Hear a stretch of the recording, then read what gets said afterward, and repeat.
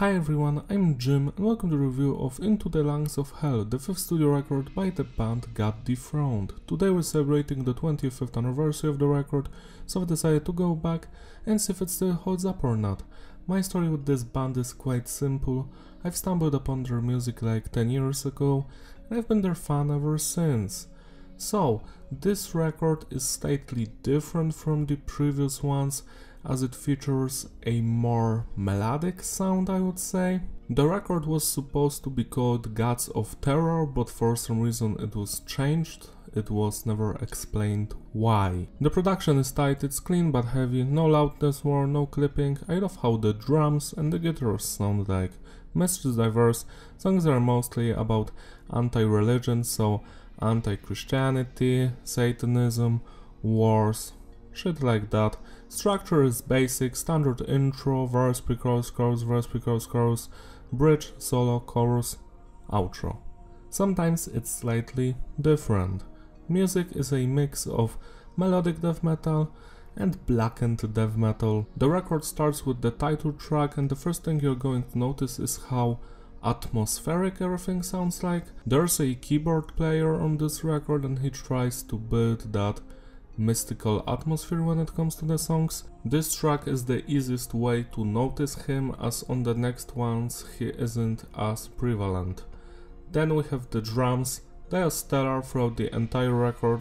I love them, the playing is tight. Then we have the bass. It follows the guitar work and it's almost not audible, but it's here. The guitar work is mostly great. Some of the melodic guitar riffs remind me of old school Arch Enemy, you know, from the 90s. And finally we have the vocals, great growling, epic screaming. This song is a great start to this record. I enjoy it, especially the mood and the guitar work and the drumming. Hell yeah, 9 out of 10. The war cult is of the same quality as the previous song. I especially enjoyed the middle part because it reminds me of old school Amon Amarth. You know, those tremolo riffs and blast beats, great stuff. 9 out of 10. Enemy of the State is the weakest track here.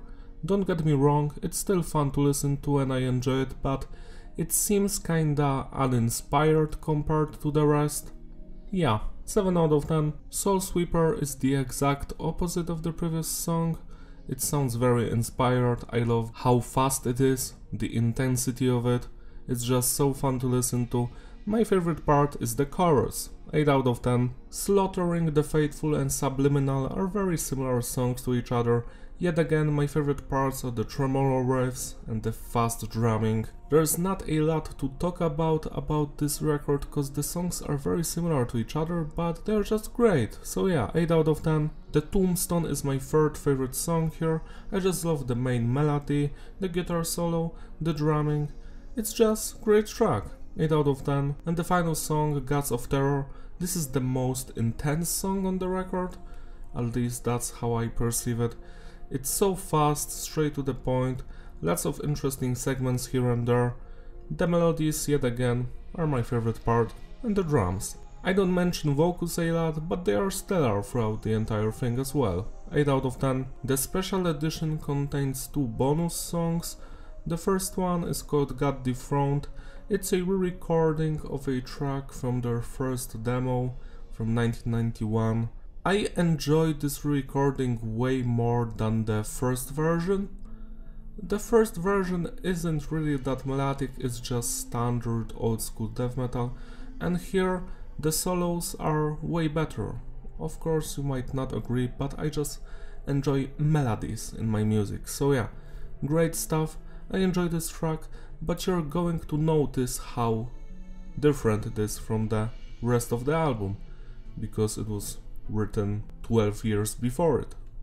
8 out of 10. And the final track is a Possessed cover, Satan's Curse. It's a stellar cover, there is nothing wrong with it.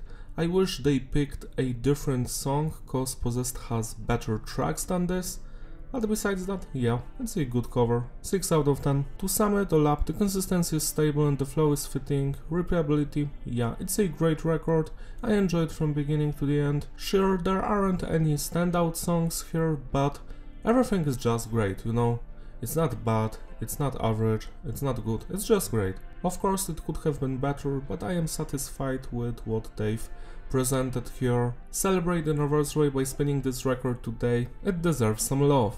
That's all from me, thank you for watching, don't forget to like and subscribe, follow me on my Instagram, links in the description, and I will see you in my other videos. Bye!